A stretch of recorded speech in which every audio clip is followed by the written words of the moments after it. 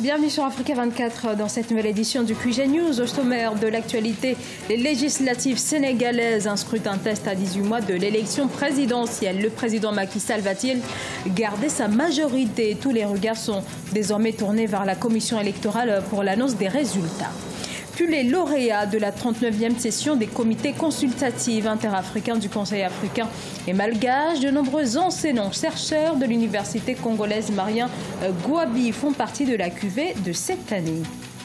Et cette nouvelle législation au Burkina Faso autour de la production de l'électricité. Dans un contexte de déficit chronique d'électricité, les autorités élargissent la production aux compagnies privées.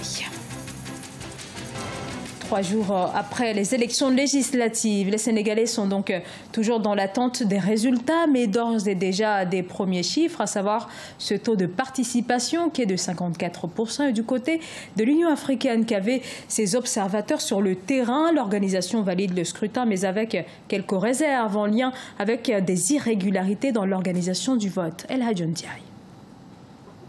Avec 14 parlementaires originaires de différents pays du continent, la mission du CIP UEMOA s'est déployée dans des localités comme Dakar, Pikine, Rufisque, Thiès, Fatick, Diamniadio et Bambey. Objectif, superviser le bon déroulement du scrutin de ce dimanche 30 juillet. Ces équipes ont pu observer, selon la présidente, 294 bureaux de vote pour 168 780 inscrits. À noter que la mission n'a pas couvert tout l'ensemble du territoire national, notamment dans les bureaux où les élections législatives se sont déroulées dans une relative confusion. La mission se félicite de la transparence et de la bonne tenue des élections législatives du 30 juillet 2017. La mission salue la maturité de tous les acteurs impliqués dans l'organisation et le déroulement du scrutin. La mission apprécie à sa juste valeur l'élan patriotique qui a conduit les électeurs à accomplir leur devoir civique. La mission lance un appel aux candidats pour que tous acceptent le verdict des urnes. Un avis que partagent les 40 observateurs de l'Union africaine, même s'ils rappellent entre autres les dysfonctionnements d'ordre technique et organisationnel, la faible représentation des femmes parmi les représentants des listes de candidats, une faible présence des observateurs citoyens et internationaux dans les bureaux de vote. Le scrutin s'est globalement passé dans des conditions de transparence, malgré le constat avéré de dysfonctionnement dans l'organisation de ce scrutin.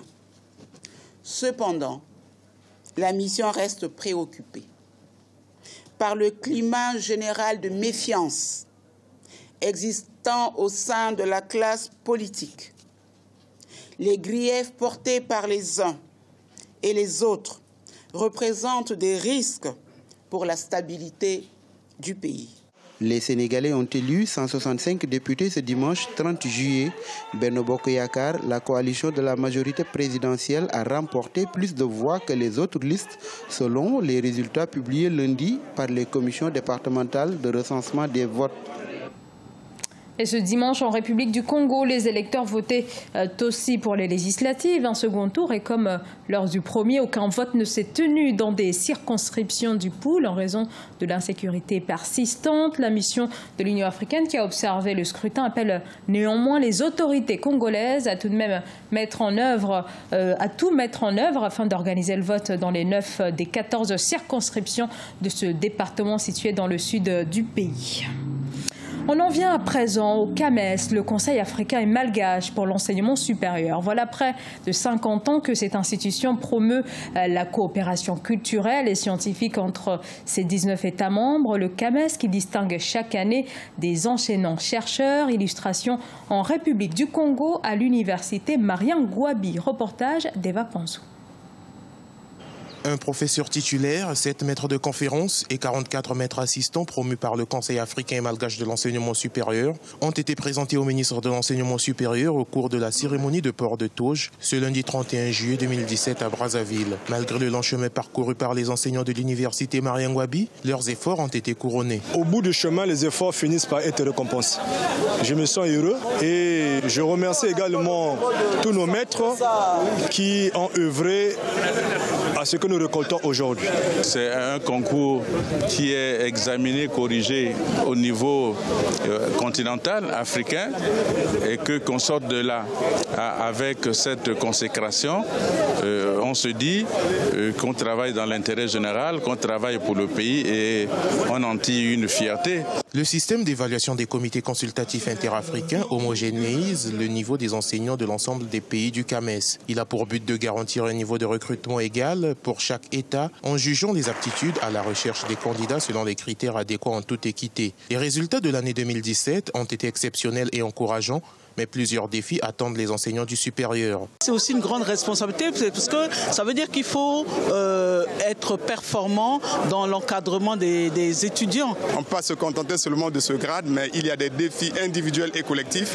Il serait souhaitable que nous nous associons davantage avec les collègues de la sous-région d'Afrique centrale et de l'Afrique subsaharienne et de l'Afrique tout entière pour pouvoir relever le défi du mouvement sportif afin de pouvoir porter haut l'étendue du domaine des sciences et techniques des activités physiques et sportives et du domaine des sciences et techniques des activités socio-éducatives au niveau international. La promotion de ces enseignants aux différents grades est une réponse à la nécessité d'accroissement de l'offre des formateurs. En effet, la faiblesse des effectifs d'enseignants constituait un handicap pour le pays. Notons que la République du Congo avait présenté 62 candidatures à la 39e session des comités consultatifs interafricains du CAMES. 8 ont échoué et 3 dossiers avaient été rejetés. Le déficit énergétique, une problématique majeure notamment au Burkina Faso où seuls 16% des Burkinabés ont accès à l'électricité. L'ouverture du marché au secteur privé est l'une des solutions sur lesquelles mise actuellement l'État burkinabé. Reportage Jean-Paul Ouedraogo. Avec seulement 19% de taux de couverture en électricité, le Burkina Faso reste confronté à un important déficit énergétique. Pour faire face à la demande qui supplante largement l'offre de la Société nationale d'électricité, une loi votée en avril 2017 à l'Assemblée nationale autorise désormais la production de l'électricité sur l'ensemble du territoire national par les opérateurs privés. Elle implique une ambition de production de plus de 270 MW. Cette loi également définit les sanctions applicables dans le domaine du secteur de l'énergie, ce qui n'existait pas avant. Donc, ça veut dire qu'à travers cette loi, il pourra y avoir des textes qui vont réglementer, par exemple, l'entrée de matériel de qualité, haute performance énergétique, par exemple, des appareils qui ne consomment pas de l'énergie. Et cette loi va permettre de prévoir des dispositions pour permettre de contrôler le marché. Favorisant l'ouverture à la concurrence, cette loi s'inscrit en droite ligne de la nouvelle orientation politique à donner au secteur de l'énergie. Mieux encore, elle permet au pays de faire l'économie des investissements colossaux qui y sont alloués et d'amorcer une transition énergétique à même d'exploiter les ressources naturelles, tout comme le potentiel solaire estimé à 6 kWh au mètre carré par jour, soit une énergie brute d'environ 1500 GWh. Nous faisons un état des lieux pour pouvoir mieux orienter donc les actions du programme présidentiel. Nous voyons que le tableau est noir, aussi bien au niveau des énergies renouvelables que de l'efficacité énergétique. D'abord au niveau des énergies renouvelables. Si nous prenons le potentiel le plus énorme qui est le solaire, nous sommes tous témoins aujourd'hui du marché du solaire au Burkina, que ce soit les sources d'importation, que ce soit l'itinéraire même de l'importation, que ce soit les fournisseurs au plan local, que ce soit les installateurs, ou que ce soit donc la qualité du matériel. En 2016, et selon les chiffres officiels, 45% des Burkinabés étaient abonnés au réseau électrique national interconnecté. Avec des besoins de consommation de plus en plus élevés, le pays prévoit déjà, en plus de la Côte d'Ivoire, d'importer 400 MW d'électricité à partir du Ghana et du Nigeria. Un rappel, le Burkina Faso table sur un taux d'électrification nationale de 85% d'ici à 2020. En Algérie, une nouvelle hausse est en perspective quant au coût des carburants. Une augmentation de 3 dinars pourrait être appliquée dès 2018, notamment sur le gasoil et le sans-plomb. Une mesure qui pourrait être lourde de conséquences quand on sait que les carburants algériens alimentent près de 13% du parc automobile marocain et tunisien. Le gouvernement béninois négocie un nouveau programme avec la Banque africaine de développement. Les termes de cet accord de coopération seraient sur le point d'être finalisés pour ce programme capital pour la poursuite de l'action du gouvernement béninois. Les explications, Marcel Farba-Maroun. La finalisation du nouveau document de stratégie pays pour les 5 prochaines années entre le Bénin et la BAD, Banque africaine de développement, est en bonne voie. En effet, suite aux échanges entre les responsables du gouvernement béninois et ceux de l'institution financière panafricaine, un atelier national a eu lieu en fin juillet à Cotonou. Ce nouveau programme permettra donc d'aider l'action du gouvernement béninois, notamment au niveau de l'agriculture et des infrastructures sur la période 2017-2021.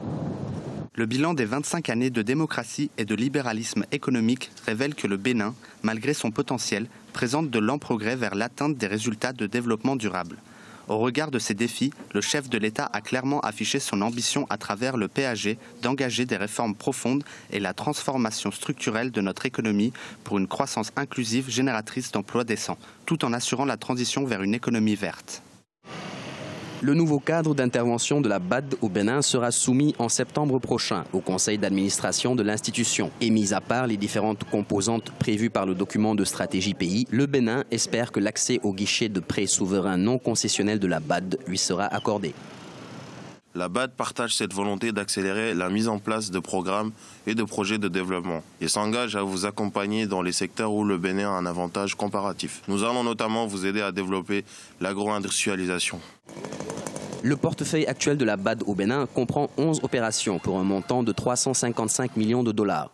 Lancé le 16 décembre 2016, le programme d'action du gouvernement béninois Bénin Révélé devrait nécessiter une enveloppe globale de 9 039 milliards de francs CFA, dont 39% serviront au financement public et 61% au financement privé. Ce journal a été réalisé par l'ensemble de la rédaction. Merci à vous de nous avoir suivis. Dans un instant, une nouvelle édition de l'actualité sur Africa 24.